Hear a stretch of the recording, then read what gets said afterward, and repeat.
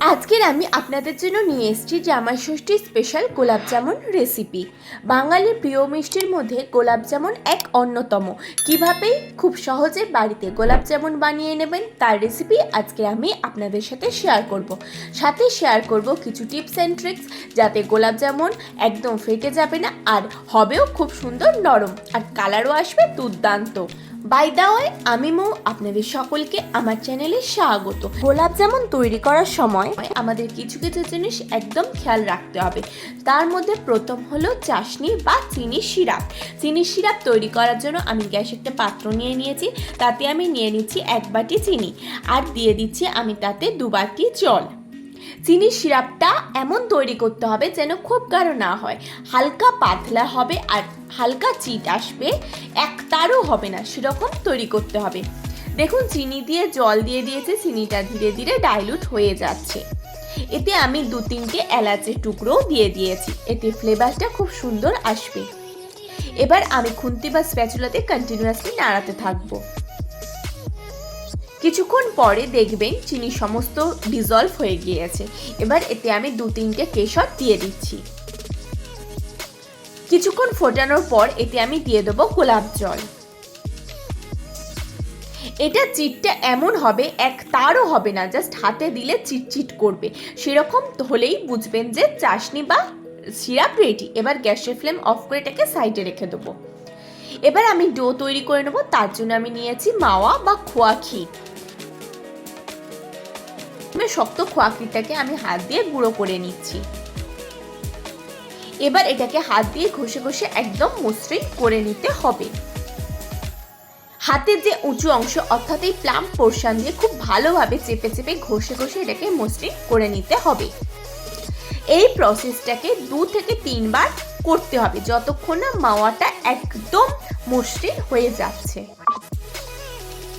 আমার চ্যানেলে আরও অনেক মিষ্টির রেসিপি রয়েছে, কালো জামুন রেসিপিও রয়েছে। কালো জামুন আর গোলাপ জামুনের সামান্য কিছু ডিফারেন্স রয়েছে, সেটা আপনারা ভিডিও দেখলেই বুঝতে পারবেন। সমস্ত মিষ্টির রেসিপি আমি ডেসক্রিপশনে দিয়ে দেবো, আপনারা চাইলে সেই ভিডিওগুলো দেখতে পারেন।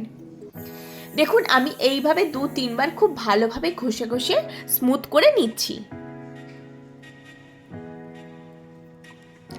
আপনি যদি আমার চ্যানেলে নতুন হন তাহলে দয়া করে আমার চ্যানেলটি সাবস্ক্রাইব করে নেবেন ও পাশে থাকা বেল আইকনটি প্রেস করে দেবেন। দেখুন, আমি এইভাবে 2 বার হাত দিয়ে খুব ভালোভাবে ঘষে নিচ্ছি। এটাকে আমি 2-3 বার খুব ভালোভাবে ঘষে নিয়েছি। এবার এটা রেডি করে নিচ্ছি। এটা হয়ে গেছে বুঝবেন যখন এরকমভাবে হাত দিয়ে টেনে মন্ড তৈরি করবেন, তখন এটা খুব সুন্দর মসৃণ মন্ড তৈরি হবে। দেখুন কত সুন্দর এটা ইজিলি ডো তৈরি হয়ে যাচ্ছে, একদম নরম। এবার এটাকে আমি সাইডে রেখে দেবো। প্রসঙ্গত বলে রাখি, এই খোয়া ক্ষীর বা মাওয়াটি বাড়িতে বানানো। আপনারা খোয়া ক্ষীর বাড়িতে বানাতে পারেন, তার রেসিপি আমার ডিসক্রিপশনে দিয়ে দেবো। এবার আমি এতে নিয়ে নেব কিছুটা পরিমাণে ছানা। ছানাটাকে আমি প্রথমে হাত দিয়ে গুঁড়ো করে নেব, নিয়ে আবারও সেম প্রসেসে হাতের উঁচু অংশ দিয়ে খুব ভালোভাবে ঘষে ঘষে মসৃণ করে নেব। দেখুন, আমি হাত দিয়ে ঘষে ঘষে মসৃণ করে নিচ্ছি। এই প্রসেসটাকেও আমাদের 2 থেকে 3 বার করতে হবে। আপনারা যত ভালো এটাকে মসৃণ করে ঘষবেন, গোলাপ জামুনের টেক্সচার তত সুন্দর আসবে, আর গোলাপ জামুন তৈরির সময় ফেটেও যাবে না, আর খেতেও হবে একদম নরম দোকানের মতন। আপনারা জামাই ষষ্ঠীতে অবশ্যই একবার এই পদ্ধতিতে গোলাপ জামুনটি বানাবেন। হাতের ওই উঁচু পোর্শন দিয়ে এটাকে কন্টিনিউয়াসলি ঘষে ঘষে একদম মসৃণ করতে হবে। মসৃণ হয়ে গেলে দেখবেন সমস্ত ছানাগুলো একসাথে একটা ডো আকারে তৈরি হয়ে যাচ্ছে। যখন এরকম হাতে লেগে যাবে এবং ডো তৈরি হয়ে যাবে, তখন বুঝবেন যে আপনাদের এটাও ঘষা সম্পূর্ণ হয়েছে।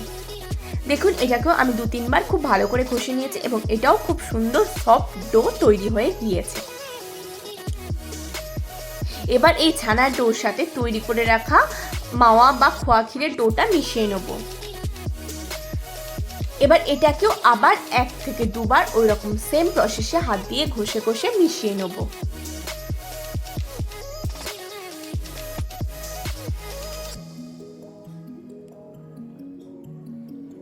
দেখুন, হাতের উঁচু অংশ দিয়ে আমি এটাকে আবারও ঘষে ঘষে মিশিয়ে নিচ্ছি। একবার করে নিয়েছি, এটাকে আমি আবারও একবার করে নিচ্ছি। এইভাবে আমি দুবার সেম প্রসেসে আরেকবার করে ঘষে নেব। এইভাবে আমি সমস্তটা ঘষে নিয়েছি। এবার এতে আমি দিয়ে দেবো 2 চামচ মতন ময়দা, যেটা এটাতে খুব সুন্দর একটা বাইন্ডিংয়ের কাজ করবে।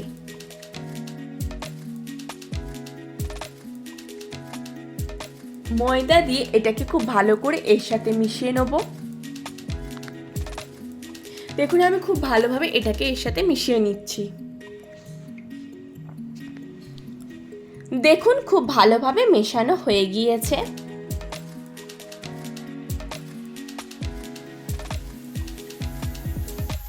খুব সুন্দর করে এটাকে এর সাথে মিশিয়ে নিয়েছি। এবার এতে আমি দিয়ে দেবো বেকিং পাউডার। আমি ছোট চামচের 1 চামচ বেকিং পাউডার দিয়ে এর সাথে বেকিং পাউডারটাকে খুব ভালোভাবে মিশিয়ে নেব। খুব সুন্দরভাবে মেশানো হয়ে গিয়েছে। সমস্তটা মেশানো হয়ে গেলে এটাকে আমি হাত দিয়ে আবারও ঘষে ঘষে দেবো। দেখুন এটাকে আমি আবারও হাত দিয়ে ঘষে ঘষে একদম প্লেন স্মুথ ব্যাটার তৈরি করে নেব।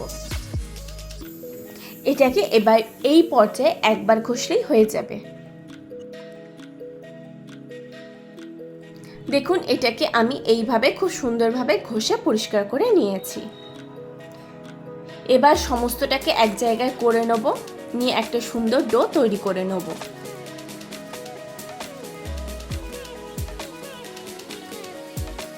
দেখুন আমি ডো তৈরি করে নিয়েছি। এবার এর থেকে ছোট ছোট অংশ কেটে নেব।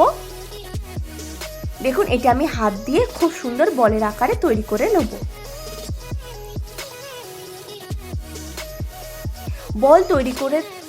বল তৈরি করার সময় খেয়াল রাখতে হবে যাতে এতে কোনো ক্র্যাক বা ফাটা না থাকে। দেখুন কত সুন্দর স্মুথ হয়েছে। এইভাবে ডো থেকে আমি কয়েক টুকরো করে নেব, নিয়ে সেগুলোকে গোলাপ জামুনের শেপ দিয়ে দেবো। দেখুন আমি টুকরো করে নিয়েছি এর থেকে। এবার এগুলোকে হাতের সাহায্যে গোল গোল করে গোলাপ জামুনের শেপ দিয়ে দেবো।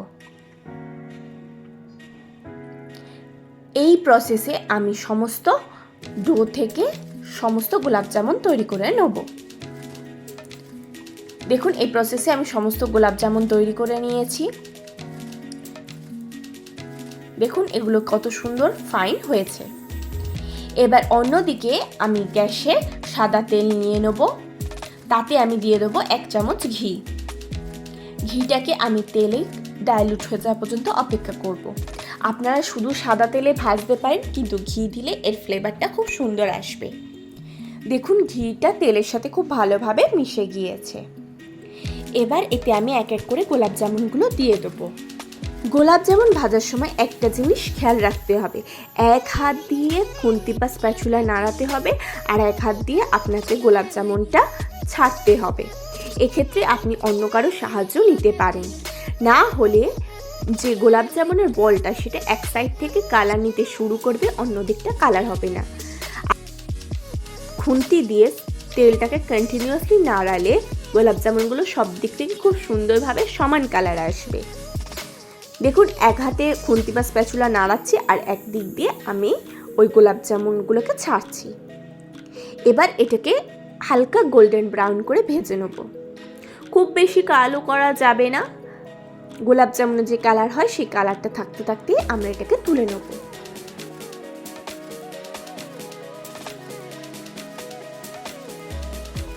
এবার এটাকে আমি উল্টে পাল্টে খুব সুন্দর করে ভেজে নেব। দেখুন গোলাপ জামুনে অলরেডি কালার আসতে শুরু করেছে। দেখুন কালার আসছে। এটাকে আমি কন্টিনিউয়াসলি খুন্তি বা স্প্যাচুলা নাড়াতে থাকবে। এইভাবে যখন কালার চলে আসবে তখন আমি এগুলোকে একটা পাত্রে তুলে নেব। এই প্রসেসে আমি সমস্ত গোলাপ জামুনগুলোকে ভেজে নেব।